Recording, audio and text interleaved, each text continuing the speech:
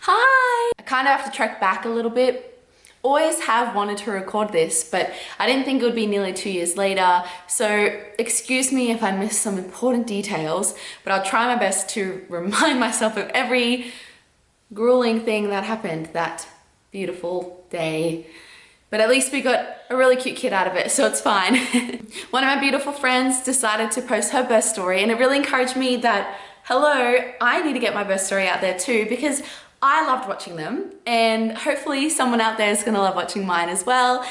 It's great to see other people's ways that their days end up going, because we all have this perfect plan in mind and it doesn't always end up that way, unfortunately, and sometimes it ends up better than what you went in thinking that it would be. So today I'm talking about my birth story, and let's go. I've always been one of those women who wanted to know every little detail that would happen on the day of giving birth.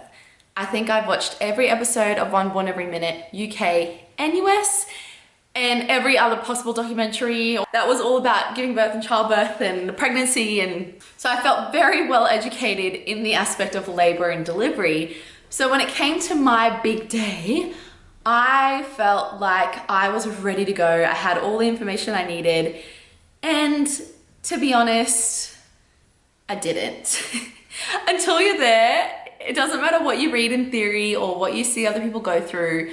It does not prepare you for the day that is ahead.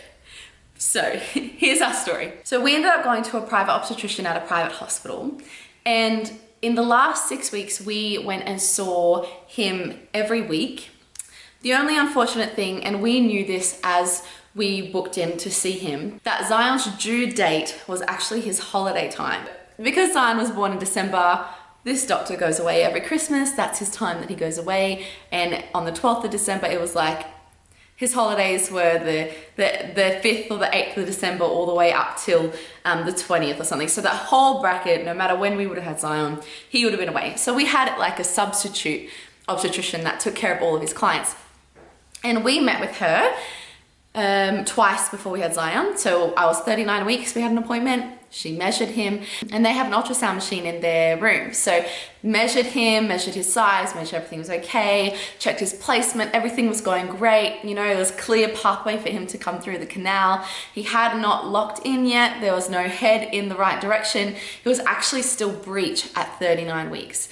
And so I was really scared, really worried. Come on, please make sure that he turns around in time. Fast forward a week later, I'm 40 weeks. I am the woman that thought I was going to give birth early, because my mum had me 7 weeks early and she had my brother 4 weeks early. So in my head was like, oh, genetically, I'm going to have this baby so much earlier. And the whole way through, people are like, oh, I reckon you're going to have it early. Oh, look how big you are. Oh, this. And I was like, yes, he's coming. Come on, I want 38 weeks. Yeah, so I was sitting there and I was 40 weeks, and I was really over it. Like, so over it. You don't realize in that last couple of weeks, the last month definitely, but that last week or two, you are just over it. And I met with her, and she was measuring Zion again, and she just said, look, he actually looks very big. I was like, oh, what do you mean very big? And she said, he's measuring to be over 4 kilos. And our jaws just dropped. I mean, I was just under 3 kilos when I was born. Josiah was just over 3 kilos. So to have a 4 kilo baby, I know I have hips, but I don't have hips that big. So freak out mode, engaged. And she said he's measuring to be 4 kilos, and the scan can say that they're either 500 grams above or 500 grams below. It's just an estimation. And then my head went, 4.5 kilos he could be? Are you kidding me? She said, relax. This is your plan. This is what we can do. Okay, what can we do? She said, you can wait it out, let your water break naturally, you know, see what happens. If he's big, your body will do its best to get him out. Let's put it that way. Your body will know what to do. And if he's too big, there are obviously emergency ways we can get him out by cesarean, the forceps, all the above. Okay, She said option 2 is to book in for induction.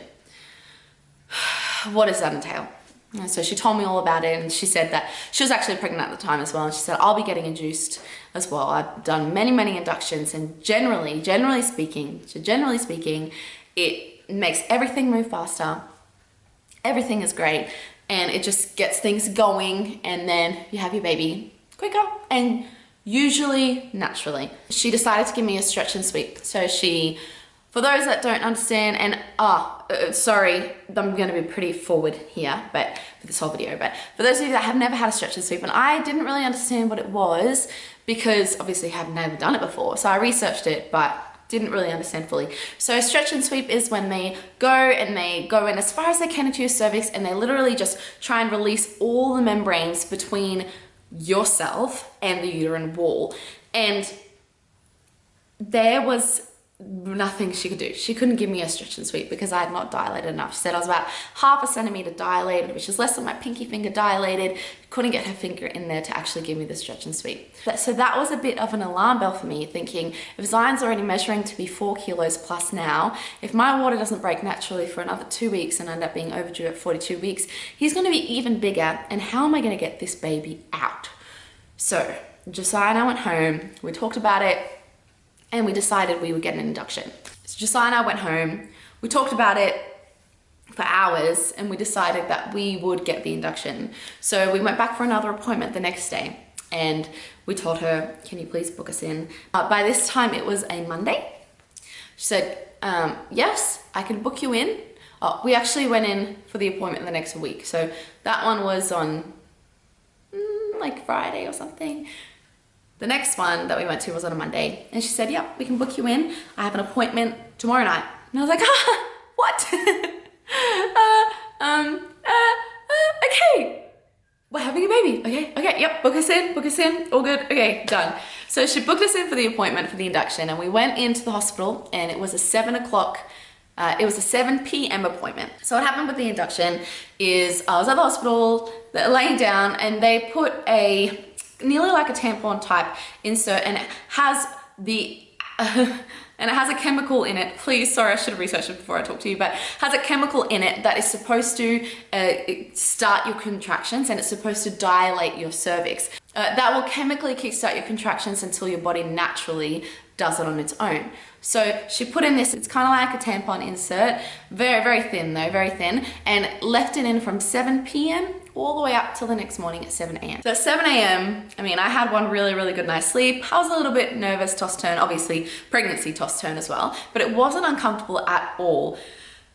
And that kind of made me a little bit nervous because I hoped that my body would feel a little more, and it didn't, but that's okay. Came in at 7 o'clock in the morning, obstetrician and the midwife, they checked me, and I was 2 centimeters dilated, which by that point, because I was already induced at the hospital, they could not send me home. I had to stay there, like that was it. They had a birth suite available, so they popped me into the birth suite straight away, and they broke my waters straight away in the hope that it would kickstart everything even further. So broke my waters, 2 centimeters, 7 a.m. in the morning. From that moment of breaking waters, I think in the next 30 minutes, my body just went bam, excruciating pain. And because it didn't happen naturally, I don't know if the drugs of the induction decided to chemically kickstart things so much so that it was like my body felt nothing naturally, and it was just like thrown into this pit of pain, or if that's what 2 centimeter dilation actually feels like.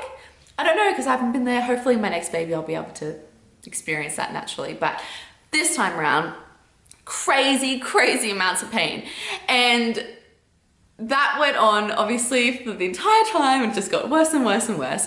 But I was attached to a machine, and the machine was giving me the contractions. So they had only put the machine up halfway, I believe it was. Halfway. They didn't put it up the full way because they knew my body couldn't handle it. They could see how I was reacting already.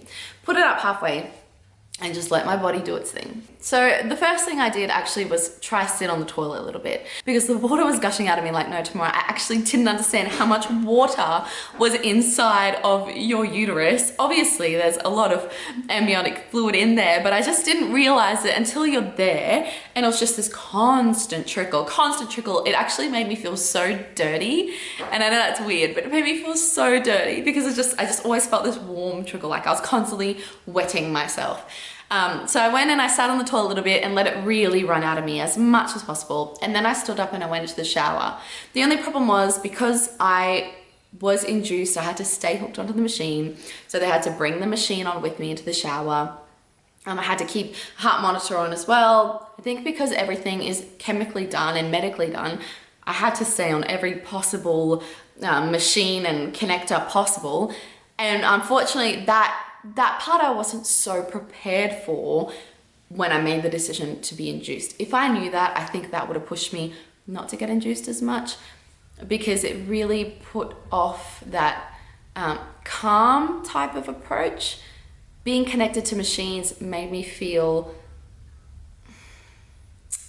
just like an extra worry, an extra stress, an extra thing that I had to worry about constantly. Oh no, the monitor's not on him properly. Oh no, this, oh no, oh I can't turn around. Oh quick, Josiah, can you help me with this cable? And so it just ended up being a little bit more annoying than anything else. So I went in the shower, but I hated being in the shower. It was a little bit nice just to get that amniotic fluid off my legs. But other than that, I really didn't like it at all. It was really uncomfortable. I had nowhere to lean, nowhere to stay. They had a bar there, but I didn't really like it either. I ended up crouching just a little bit. And so I didn't go back in the shower again. I went out of the shower. They popped a towel on a exercise ball, and that's where I did most of my laboring, on the exercise ball, just rolling back and forth, up and down, even just sitting there bouncing a little bit, just trying to get distracted. I think that was the whole point. I was trying to stay distracted, trying to keep my eyes and my attention focused on something different than the pain that was happening.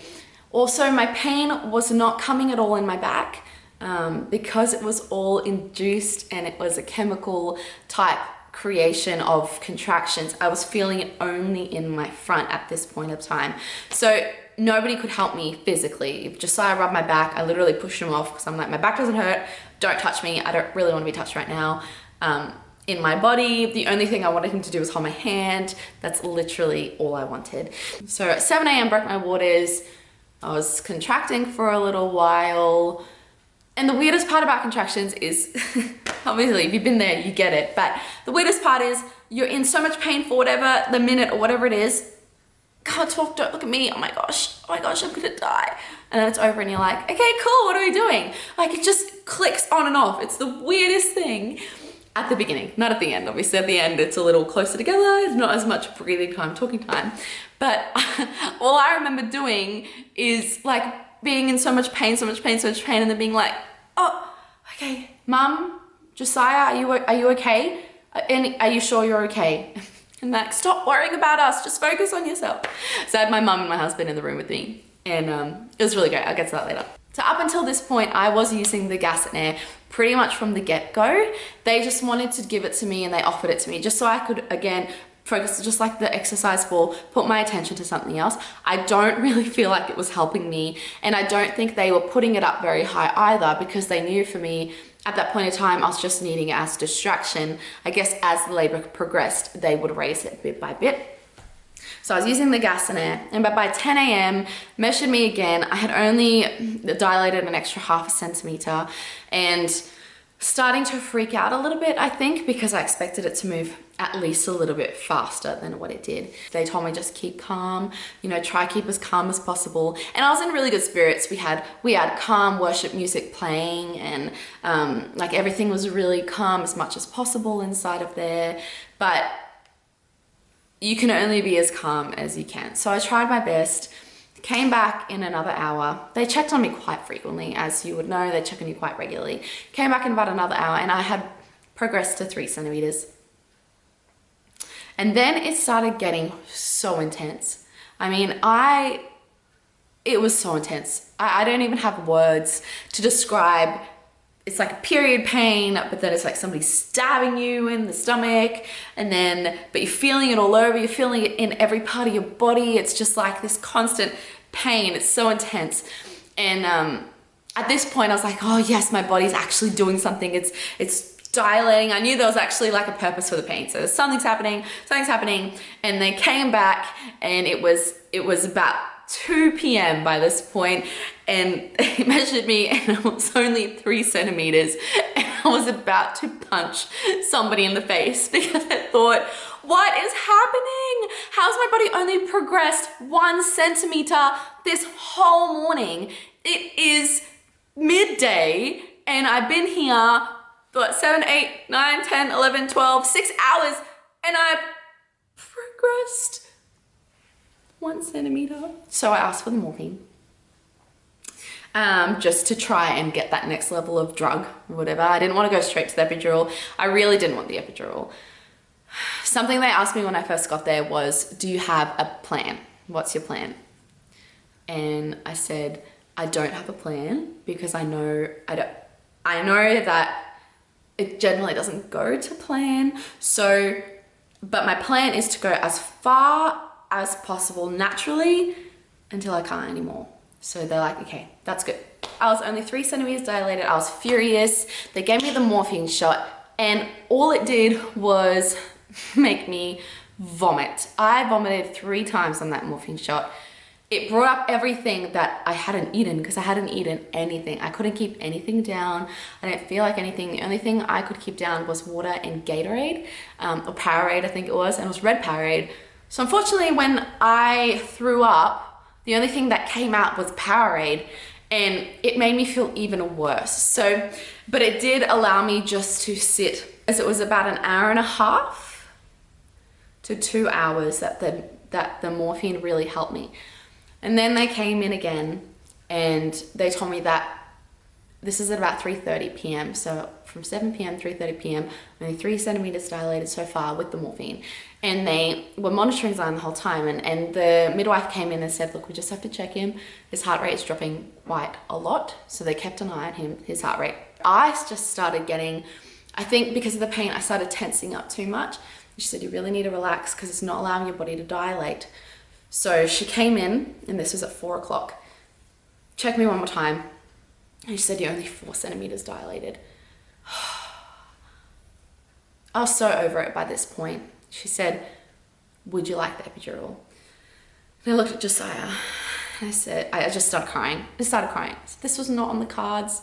I didn't want the epidural. It wasn't supposed to be this hard. I feel so tired. I'm so exhausted. He supported me the whole way. Do whatever you need to. It doesn't matter. It doesn't matter. Just go for it. And so I said yes to the epidural, and the anaesthetist came in pretty much straight away. Probably in the next 10 minutes they came in and ready to go, had me on the end of the bed. And I think that was one of the hardest parts of the whole labor. Feet on a chair, bent over as far as I could, holding my knees as far as I could. But I had to just breathe through every contraction. And I think I stopped her twice because it was so painful that I didn't want her to hit a wrong nerve or hit me in the spine somewhere that was bad. So I was just like, stop, stop, stop, stop. And she stopped. But she did it in one go. And the effects were so quick. I mean, they gave me the injection, I laid down, and I feel like I felt it pretty much straight away. Like you can feel the cold rush going all the way through your body, and then all of a sudden you're numb, at least partially numb everywhere, and then you're fully numb from your waist down. It was at that point that both my husband and my mum had to leave the room because neither of them could handle the epidural needle. So I'm really glad I didn't look at it going into my back because I think it would have freaked me out too. But the size of the needle didn't worry me. It was the whole point of not being able to function the same way once I was numb the whole way down. And I wasn't able to function the same way. It's not the same as being able to move around freely. You're you know, stuck to the bed. You know, my knees were up, I was on my back, and it was just something I didn't want, but it's okay. It helped me so much. I wish I had it sooner. to be honest, if I go through it again, I'm gonna get the epi for sure because it calmed me so much, so quickly. And it just made me not have to worry so much about everything that was going on. So whoever invented the epidural, I thank you. Helped me so much. And I'm so glad I had it. The problem was an hour later, the obstetrician came back. So up until now, I was really mainly dealing with the midwife. And the obstetrician comes in now and she says, your son's heart rate is dropping far too much. We need to take you to an emergency cesarean. I need you to sign these papers. I need you to give us your permission because we need to get you prepped for surgery and we need to get out of here.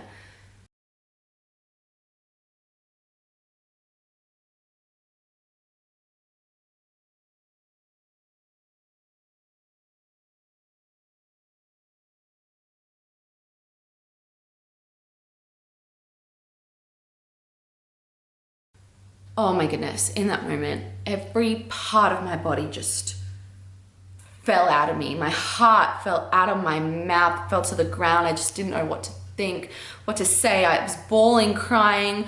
I was looking at my husband crying, my baby's gonna die, my baby's gonna die. What's happening, what's happening? My obstetrician started crying. It was the most emotional time of my life because all I could think of is my baby is going to die. I signed every bit of paperwork possible. They took me straight away. In 15 minutes, I was in surgery, ready to go. It was a no joke, no anything. It was no joke. In 15 minutes, I was laying in that surgical bed and I was surrounded by doctors. There was probably 30 people in the room, nurses, doctors, students, whatever there was. Somebody took my camera, which was really nice, and they were able to get some photos. So because I already had the epidural, they were able just to increase it to be like a spinal tap. I think that's what it's called. They were just able to increase the dose. I didn't have to sit through another needle either. So they were able to get me in really quickly. Laying down, before I knew it, he was out. You know, they were talking to me and everything, but before I knew it, he was out. The doctor was so fast, the team was so fast. He was out and just like was looking at me and he was smiling and I was smiling, and then I stopped for a second and I said, why isn't he crying? And oh my gosh, if I thought it was bad to get the cesarean, this moment was the worst moment in my entire life. And nobody really said anything.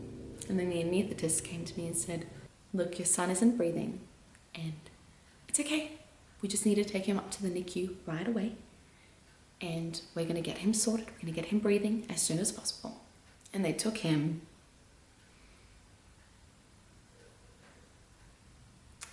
And I didn't get to hold him. And they took him straight upstairs and Josiah went with them. And then I was left alone and I was so scared. Is my son okay? Is he gonna breathe? Is he gonna cry? Is he alive? And I was left in the recovery room for the next hour. And one part of me was freaking out, so scared. I didn't know what to think. I didn't know what to do. Nobody was telling me anything because I didn't know anything yet. And then the other part of me was so exhausted from what I had just been through that my body, I just literally kept falling asleep. I kept falling asleep, and then they wheeled me into the NICU and I was half out of it. But there he was, smiling and kicking in the little closed-in cot that they have there, and I was able to see my baby for the first time. But it was so hard because I couldn't hold him. I hadn't held him yet, and but Josiah was able to go and get some first photos with him and just spend a little bit of time with him one-on-one, which was really nice for them as well. But at this point, he had started breathing as soon as they got him upstairs, and he was crying. He was fine, but they had to keep him in the NICU then for the next 3 days in special care nursery for 3 days to give him a course of antibiotics to make sure that nothing had happened to him or there was no cause to the not breathing or anything. So he stayed in the NICU for the next 3 days. But the next morning, he was born at 5:30 p.m. and at 8 a.m. the next day, I finally got to hold my little boy. And that moment, it was what you know, I didn't get the moment I always dreamed of. I didn't get the straight out of the womb in my arms. Oh my goodness, chest to chest. I didn't get that. But when I held him for the first time, nothing else mattered. Nothing else mattered. Nothing else. And I think I cuddled him so much extra for the next 6 months of his life just because of the crazy day that we had when he first came into the world. But although it didn't go to plan, like I said, generally doesn't go to plan. So I had all of these ideas. It's going to be quick and fast and natural and no drugs, and he's going to be in my arm and I'm going to pull him out myself and I'm going to put him on my chest and we're going to get photos and videos, and I didn't have any of that. It was the total opposite. I had every drug possible, plus a cesarean, plus a baby going straight to the ICU, plus not being able to hold him until the next day, and I was an emotional wreck for the next 3-4 weeks. Trust me, baby blues is so real, and I'll do a whole nother discussion on that later. But I was such a wreck, but seeing that baby and knowing it was all worth it was all that I needed at that point. So that was my story. It was crazy, and I'd really like my next babies to be nothing like that. Some things I've learned is I would not like to try induction again. Not if I'm not dilated at all. I believe it could work well if your body's already started itself and it would give it that kick that it needs. But because I was only dilated 0.5 centimeter, my body wasn't ready. I should have given it a little more time. In saying that, the doctor did say that his head was too big for the birth canal. So another thing I've learned, the next baby, I'll be monitoring their head very closely. And if the head is too big, I'll be scheduling a cesarean again, because that part was a lot easier than all the laboring and stuff. And another thing I've learned is really when you say go with the flow, you really have to go with the flow. The most important two people in that exact moment is yourself and that baby. Doesn't matter how they get into the world. It doesn't matter what drugs you use to get them there. As long as they get there and as long as they get there safely, nothing else matters. So just be open and be willing to listen to everyone around you, because those people are experienced and they really want to make sure that your baby gets there in full health and nothing happens to them. So to any mamas out there that are about to go through this or have just gone through this or are thinking of having a baby, I hope some of this opened your eyes to that crazy whirlwind of a day is. And I hope you enjoyed. Thank you so much for listening. And now I can't believe I want more kids after giving that spiel, because now it brought back all the memories of having him. Why are we so crazy to want more? It's great. Okay, thanks so much for listening. Bye.